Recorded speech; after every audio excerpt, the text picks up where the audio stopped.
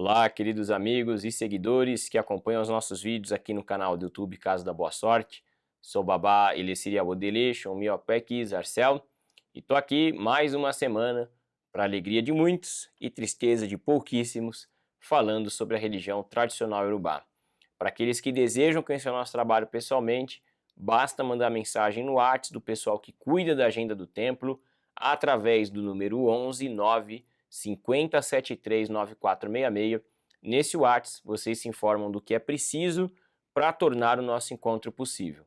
Lembrando, gente, olha só, é importante, eu não atendo à distância, também não me desloco do templo para atender fora do templo, tá? Então todas as consultas são presenciais dentro da nossa instituição, tá bom? Para aqueles que são de outros estados, muito falam, Babá, quando que o senhor vem? Babá, o senhor vem? Babá, a gente te traz, Babá, joga para mim online, enfim.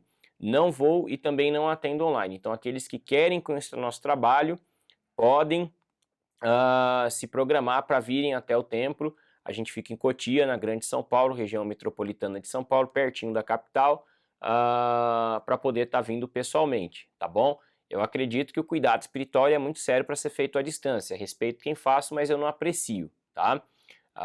Quanto a deslocar o tempo para atender, veja bem, um sacerdote ele precisa de ferramentas para trabalhar, né? Então eu não tenho como ficar me deslocando para poder atender as pessoas, senão vou correr o risco de fazer ritual errado, né? Que muitas vezes eu não vou ter ali uma coisa que eu preciso para poder estar realizando determinados atos. Então é por isso que também a gente não atende pessoalmente. E muitos pedem indicação.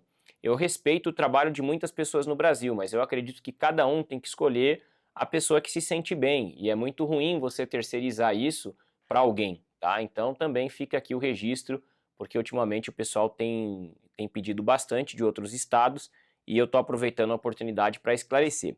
Pessoal, o tema de hoje tem a ver com a ancestralidade. Nós já temos um vídeo no canal onde a gente fala de Egungun, mas hoje eu vou falar sobre os ancestrais, né? É importante dizer que a máscara que está compondo aqui a nossa mesa, ela é ilustrativa para que vocês possam acompanhar o vídeo e ao mesmo tempo não ficarem tão atentos assim à minha beleza, terem como se distrair, tá bom? Mas brincadeira à parte, então antes que muitas pessoas pensem, olha essa máscara, ela é de Gungun, ela é de algum culto, etc e tal, não, é só um enfeite, tá bom, gente? Então vamos lá. Dentro da religião tradicional urubá, existe um provérbio que eu gosto muito, que diz assim, o rio que esquece a sua nascente um dia seca. Por isso o culto à ancestralidade é muito amplo e muito importante dentro da religião tradicional urubá. Haja vista que em terra urubá, além do culto aos ancestrais que eles chamam de Okuarum, que são os membros falecidos, né, através dos túmulos e etc., eles também possuem cultos específicos relacionados à ancestralidade. Então vocês têm, por exemplo, o orixá Eyó de Lagos, você tem Egungun, você tem Oru, você tem Igunuku, você tem Agemó e você tem Geledé, né? Que são cultos relacionados aos ancestrais. Além do fato de, por um exemplo, um Yorubá, se o pai dele foi um homem muito bom, muito importante, ele é enterrado dentro de casa, ele vai ser cultuado ali naquele túmulo quase que cotidianamente, né? Como se fosse uma divindade. Então eles têm essa preocupação, né, do culto à ancestralidade. Tem um outro ritual que os Yorubás fazem muito em homenagem aos ancestrais e que eu acho muito bonito, que eles chamam de sará, né? O que consiste o sará? O sará consiste em você fazer uma homenagem para algum ancestral seu que faleceu, onde você vai expor fotos dele, onde você vai oferecer para as pessoas comerem comidas que esse ancestral gostava, bebida que ele gostava de beber, e você vai contar a história dele, onde ele nasceu, o que ele fez, como ele viveu, enfim, para que o espírito dele seja lembrado, seja homenageado, tá? Então é um ritual também muito bonito e de extrema importância dentro da filosofia iorubá. Por quê? Porque, gente, muitos de nós que somos espiritualistas, né, que seguimos a religião tradicional iorubá, precisamos compreender o seguinte: os orixás, eles são os nossos ancestrais espirituais. Os nossos antepassados são os nossos ancestrais materiais, né? Não adianta você cuidar muito da sua ancestralidade espiritual e você não cuidar da sua ancestralidade material, né? Então, se você tem um pai e uma mãe que já faleceu e você nem lembra deles, que tipo de devoto de orixá é você, né? Que está numa religião espiritualista e não presta culto e homenagem ao seu ancestral direto, né? Outra coisa, para quem tem pai e mãe vivo, se você tem pai e mãe vivo, se você não dá a menor atenção para eles, não é uma tremenda hipocrisia você esperar eles morrerem para você cultuar eles, né? Então, assim, o culto à ancestralidade, ele é um convite às pessoas refletirem sobre a sua relação com os seus familiares mais próximos, com seus antepassados, sejam os vivos e os falecidos. Porque dentro da visão Yorubá, a relação familiar é uma relação espiritual de constante processo de repetição e aprendizagem. Ou seja, dentro da visão Yorubá, pelo menos o que eu absorvi desse povo você sempre vai pertencer à mesma linhagem familiar, ou paterna ou materna, mas você sempre vai vir dentro dessa linhagem.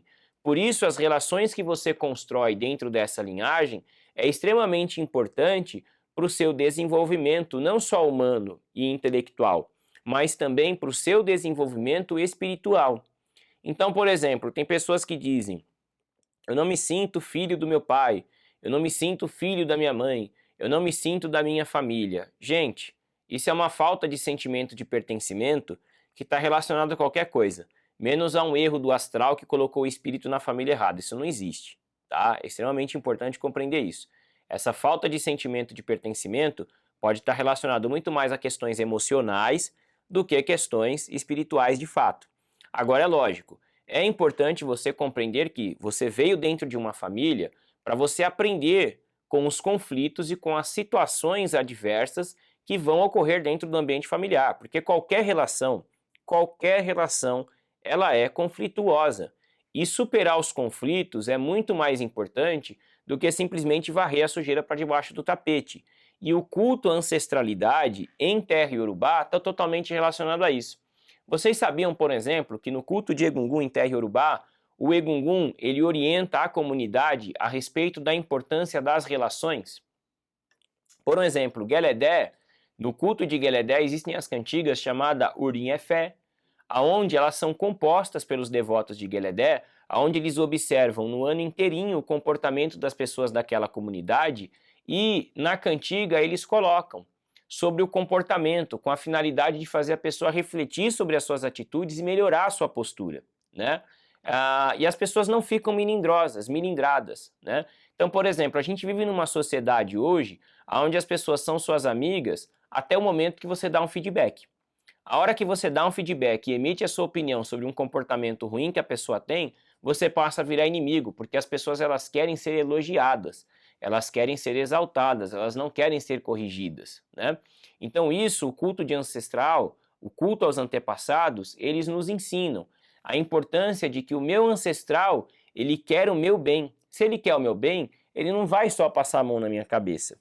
Ele vai me chamar a atenção, ele vai me corrigir, ele vai me melhorar. E eu vou cultuá-lo porque eu vou procurar extrair dele a experiência e a sabedoria que ele adquiriu na vida dele com os erros e acertos, para que eu tenha maior possibilidade de repetir menos os erros dos meus ancestrais e explorar mais as potencialidades dos acertos. A finalidade do culto de orixá na realidade é essa, é ajudar o indivíduo a errar menos e acertar mais. Por isso que o devoto de orixá ele tem que estar em constante processo de melhora. O devoto de orixá ele não veio para ser perfeito. O orixá não quer perfeição de você, mas o orixá ele quer te ver hoje melhor do que ontem. Ele quer te ver amanhã melhor do que hoje. E esse melhor não é o dinheiro que você tem na conta bancária, não é o carro que você tem na garagem, não é a roupa que você está usando. Esse melhor é a sua postura, é o seu comportamento, é a sua relação com você mesmo e com o meio social no qual você está inserido. Inclusive, a religião de orixá é uma religião de resistência, né? Quantos antepassados não lutaram para que hoje eu pudesse estar aqui no YouTube, num espaço, falando de orixá na internet, né? Então, assim, quantas pessoas não foram perseguidas, não foram apedrejadas, não morreram, até hoje são, né? Quantos terreiros não estão sendo aí invadidos, né? E pessoas sofrendo com a intolerância, enquanto alguns de nós pode gozar de uma certa liberdade para expressar nossa crença. Então, é importante a gente se sentir parte disso. O sentimento de pertencimento do devoto de orixá ele deve ser real. Ele deve compreender de que a religião que ele escolheu seguir exige isso, exige essa compreensão. Exige que eu não tenha vergonha de expor a minha religiosidade, a minha fé, e não de uma forma negativa, de uma forma positiva, porque o orixá ele é construtivo, o destrutivo é o ser humano. O orixá ele é construtivo. Os seus ancestrais eles são construtivos. Por exemplo, uma coisa que eu abomino é quando alguém vira para mim e fala: ai babá, eu tô com algum egum. Gente, né? Egum é a abreviação de egungun, é ancestral. Se você tá com um, ótimo. Agora, se você tá com um espírito ruim te fazendo mal, aí é alguma coisa que você atraiu para sua vida por conta do seu comportamento, do seu pensamento. Agora, isso não é um ancestral seu. Um ancestral seu, ele não vai querer o seu mal. Ele vai querer te ensinar. Agora, o seu mal, não. É igual antigamente, hoje em dia é proibido, mas até a minha geração, por um exemplo, eu fui das últimas gerações que quando a gente errava era croque, era tapa, era surra, e tô aqui vivo, né?